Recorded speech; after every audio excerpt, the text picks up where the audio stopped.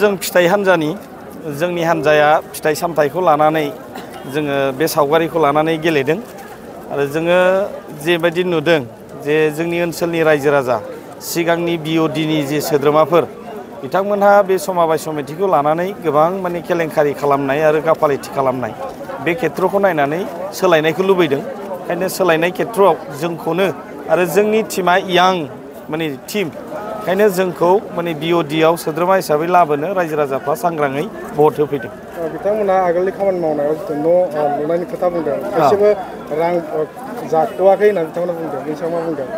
बेखौथ' माने बिथांमोना नंखाय बुंदों जोङो बेखौ बुंनांगोन माने बेयाव अडिट रिपर्टआव जोङो मोनो बिथांमोना माने आरो बिथांमोननि मानसिफ्रानो माखासे समाव गोबां रायलायदों जे माने बेखौ नाबार्डनिफ्राय 35 लाख 35 लाख बेवहाय मोनबोदों बे न'खौ लुनो थाखाय आरो जोंनि फुन्जि जे समाबाय समितिनि जे फुन्जि बेखौ 48 लाख बेवहाय खरस जादेरबाय होननानै हिसाब होदों बिथांमोना बेवहाय माने बहुद कारापसन दं आरो बे न'आ खमसे खम माने बे 35 लाखआवनो कमप्लिट जानांगौ।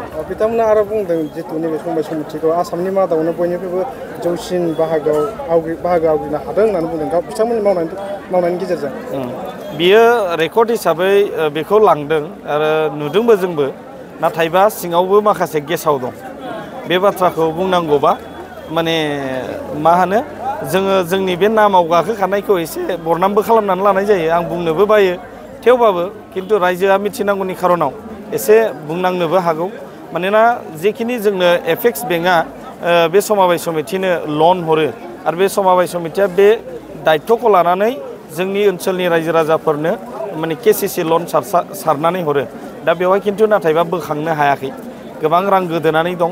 दहाय अडिट रिपर्टआव अडिटारा फोरमायदों जे माने बे लन लाग्रा बिथांमोना सुख'आबा बे माने समाबाय समितिया मोनसे थैनायनि लामायाव दं होननानै रोखायै अडिटरा फोरमायदों। बिथांमोना गमामायै देरहानानै बेखौ सामलायनो मोनोब्ला रायजो राजाफोरनि थाखाय बा आबादारिफोरनि थाखाय माबायदि खामानि मावो?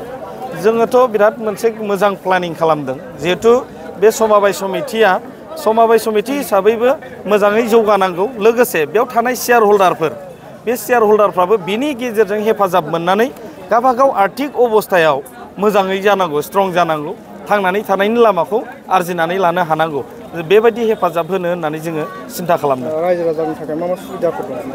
रायजो राजानि थाखायथ' नोङो बिनिफ्राय जोंहा गिबियावनो जोङो PDSनि बाथ्रा जोङो रेसन मोनजानायनि बाथ्रा बे फैबाय आरो जोंहा गोबां माने लन बेवहाय रोखोमथामसो लन दङ बे लना माने रायजो राजाखौ माने डेभेलप खालामनायनि थाखाय माने बाङाय सुद एकदम खम सुदावनो बे समाबाय समितिनिफ्राय बे रांखौ लन हरनो माने हायो आरो जोंनि आइ आफा रायजो राजाफ्रा लानो हायो दा बे खम सुदखौ मोनोब्ला जोंनि आइ आफा रायजो राजाया गावनि जि मावनो लानाय थांखिफोर बेखौ जाफुंसार होनो हायो। बेसेबांसो पार्सेन्टआव देरहागोन बायदि आसा खालामदों? जोङो माने 80%आ सियर जोंनिया। जों मानोना सिगाङावनो भटखौ साननानै लाखादों। जोंनि मानसिया सोरजों सिनायजोबखायो, जोंखौ सोर सापर्ट खालामगोन जों मिथिजोबखायो। जों 80% देरहानाया सियर। दिनैनि जे जोंना भट होनो थांगासिनो दं, बे बुंनो थाङोबा 18-19 बोसोरनि उनाव दिनैसो फार्स्ट माने बिनि थाखायनो पाब्लिकआ आगोलनि बायदि नंला, दा गासिबो कनसियास जोबसै। दा बे हिसाबैनो गाव गावनि पार्टिखौ देरहाजानो लुबैनानै दा बेयावबो बयबो माने प्रेजेन्ट जानायखौ नुनो मोनदों आरोखि। जों नुनो मोनदों बेयाव नेराबाव माने 80%ना भटआ कास्ट जागोन आरोखि। दा बे देरहानायनि खेथ्रआव आंखौ सोंदों, देरहानायनि खेथ्रआव केन्डिडेट हिसाबैथ' प्रत्येकआनो गाव गावनि मिजिंखौथ' नेगेटिभ एन्सार होनाय नङा। थिग बेबायदिनो आंखौ जेला सोंदों, आंबो 100%आ जोंनि पार्टिया जे देरहागोन आं बेखौ मिजिंथियो आरोखि। आगोलनि सामलायगिरिफ्रा बे समबायखौ माबायदि दैदेनबोदोंमोन? आगोलनि सामलायगिरि होननानै बुङोबा आंनो चेयारमेनखा। आगोलनि सामलायगिरियाबो आंनो चेयारमेनखा। दा 5 बोसोर सामलायनानै बा बे रुनिकाटा सान्थ्रिफोर समितिखौ 5 बोसोर खुंनानै जा जोंनि बिअडिआ माने जोंनि आंनि चेयारमेनशिपनि आन्दाराव जों ओरैबायदि इउनिटि मोन्दों, एकता मोन्दों बा खौसेथि मोन्दों, बिनि थ्रुयै जोङो जेसेबां डेभेलप खालामनांगौ डेभेलप खालामनो हादों आरोखि। मानो होनबा डेभेलप होननानै बुङोबा जोङो ससाइटिखौ बेखौल' सिगां जों मिथियोमोन जे माइरं लाबोनाय, संख्रि लाबोनाय, दालि लाबोनाय, राननाय होनाय बेखौल' जों सानोमोन। खिन्थु जोङो जेब्लानाखि जोंनि पिरियडनि फैबाय, जोङो एसे माने माबाखौ पेटार्नखौ चेन्ज खालामदों आरोखि। चेन्ज खालामनानै जोंनि पिरियडआवनो जों ओरैबायदि खालामदों, जोंनि जिहेथु जोंहा डिप'जिट मबिलाइजेसनाव थाखा दङ, बे थाखाखौ लानानै जोङो बेसरबो बायदों, ओमफ्राय अनेकथा माइ बायदों। बेबायदिनो बायनानै जोङो से मोननै बोसोराव जोङो 6-7 लाख थाखा इनकाम खालामनो हादों आरो सर्ट पिरियडनि थाखाय। दा थिग बेबायदिनो जाहा देग्लायबो 55 लाखसोनि बेसर दं। बेसराव ओरैबायदि केपिटेल जानानै दं जोंहा माने दानि मार्केटआव जों जि रेटै बायदोंमोन बे रेटै जोङो माबाखौ प्राइसखौ मोनाखै, बेनिखायनो जोंनि माबायाव स्टकआवनो दं आरोखि। आरो फारसेथिं जोङो ओरैबायदि खालामदों, जोङो खालि माने क'अपारेटिभ ससाइटिनि डेभेलपखौल' नायाखै, जोंनि एरियानि जेसेबां माने कृषि कर्मिफोर दं, कृषकफोर दं, बिसोर जाहाथे माने एसे एनै हेल्प मोनोब्ला, थाखा फैसा मोनोबा एसे माने बांसिन डेभेलप खालामनो हागोन बेखौ मिजिंथिनानै जोङो ओरैबायदि खौसेयै नेहाथारिनि दैदेननायाव आसाम क'अपारेटिभ एपेक्स बेंकखौ खावलायनानै जोङो बिदिनो अनेक लाख नट अनलि लाख क्र'र थाखा जों लाबोदों आरोखि।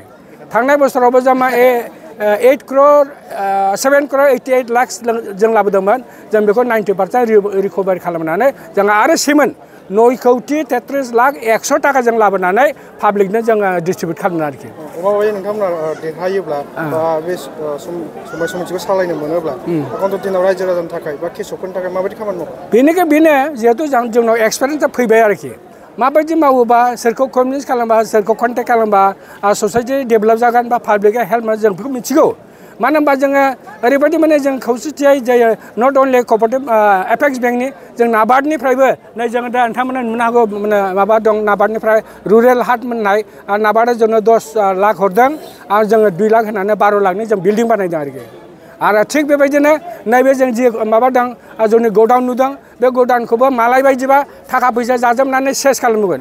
खिन्थु जोङो 50 लाख माने गावनि जोंनि क'अपारेटिभ ससाइटिनि थाखाजोंनो 50 लाखनि जों बे नोंथांमोना जे नुगासिनो दं फ्रन्ट आइ उइटनेस बे बिल्डिंखौ जों फसंदों आरोखि।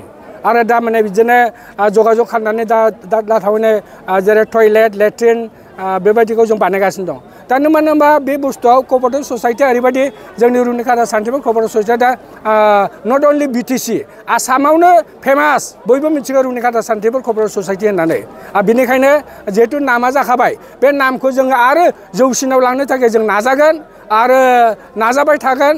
आरो आंहा कनफिडेन्ट दं जों सियर देरहागोन, बेनिखायनो साबसिन जोङो डेभेलप खालामनायाव जोंहा बेखौ मिजिं दं आरोखि। देरहायोब्ला माबायदि जौखोन्दो लानानै देरहागोन बायदि नोंसोर आसा? बेखौ माने 80%खौथ' जों जौखोन्दोखौ लादों आरोखि।